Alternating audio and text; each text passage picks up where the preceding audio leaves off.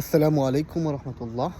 আশা করি আপনার সকলে ভালো আছেন, সুস্থ আছেন। সবাইকে পবিত্র ঈদুল আজহার শুভেচ্ছা এবং ঈদ মুবারক। বর্তমানে কুরবানির ঈদ, কুরবানির আমেজ চতুর্দিকে বিরাজমান। আহ, কুরবানির ঈদে মাংস খাওয়া আমাদের দেশে একটা স্বাভাবিক ক্রিয়া। তবে অতিরিক্ত পরিমাণে রেড মিটস খেলে সেগুলো আমাদের স্বাস্থ্য ঝুঁকির কারণ হতে পারে। অনেকগুলো স্বাস্থ্য ঝুঁকির সম্ভাবনা রয়েছে। যেমন রেড মিটস বলতে খাসির মাংস, গরুর মাংস, ছাগলের মাংস, এই মাংসগুলো রেড মিটসের অন্তর্ভুক্ত। এগুলো খেলে অনেক ধরনের দীর্ঘমেয়াদী স্বাস্থ্য ঝুঁকি হতে পারে। তবে সীমিত পরিসরে খাওয়াটা কোনো স্বাস্থ্য ঝুঁকির মধ্যে পড়ে না। তবে অত্যাধিক পরিমাণে মাংস খাওয়ার ফলে আমাদের স্বাস্থ্য ঝুঁকির মধ্যে পড়তে হয়। আমরা সেগুলো নিয়ে আজকের ভিডিওতে আলোচনা করব ইনশাল্লাহ। প্রথমত,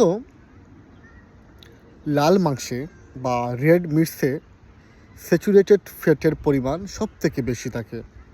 অতিরিক্ত ফ্যাট রক্তে খারাপ যেটা কোলেস্ট্রল আছে, সে খারাপ কোলেস্ট্রল বা এলডিএল এর মাত্রাটা বা পরিমাণটাকে অত্যাধিক পরিমাণে বাড়িয়ে দেয়, যার ফলে আমাদের রক্তনালী আছে, সেই রক্তনালীতে এগুলো জমে একটা প্লাক তৈরি হয়, যা রক্ত চলাচলে আমাদের বাধা প্রদান করে।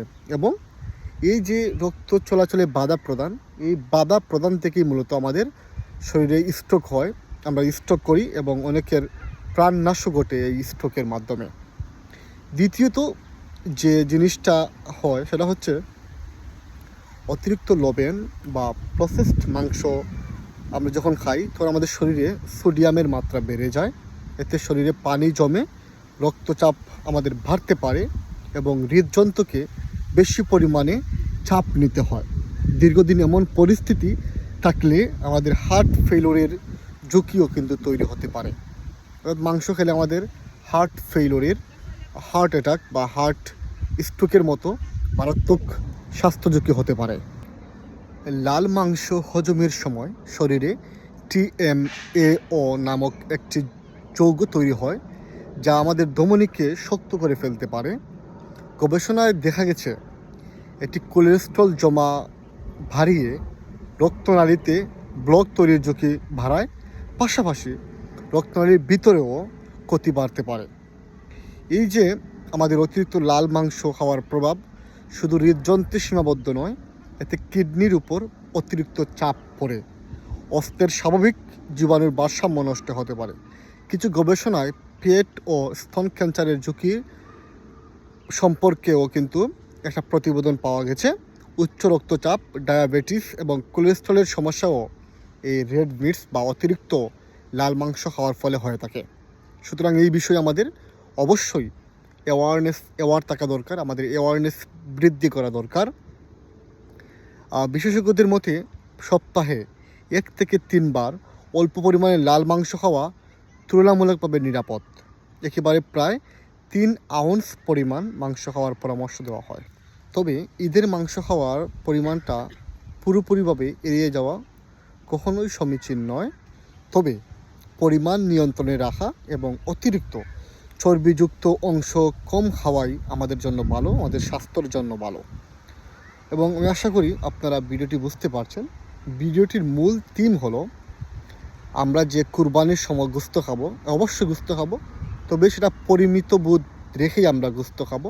অতিরিক্ত ফ্যাটযুক্ত গোশত খাওয়া থেকে বিরত থাকবো, কারণ অতিরিক্ত কোনো কিছুই ভালো নয়।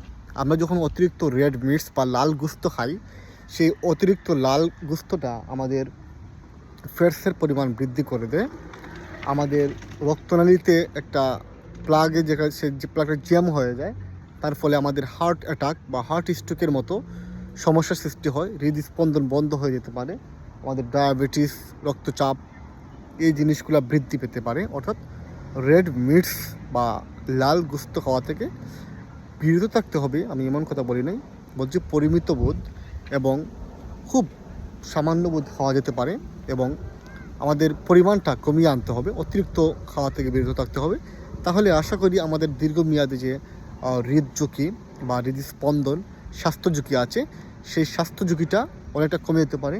হার্ট ফেইলুরের মতো মারাত্মক ঝুঁকি থেকে আমরা বেঁচে যেতে পারি যদি আমরা পরিমিত বোধ মাংস খেতে পারি, পরিমিত মাংস খেতে পারি, অত্যাধিক পরিমাণে না খেয়ে, তাহলে আমাদের স্বাস্থ্যের ঝুঁকিটা অনেকাংশে কমে যেতে পারে।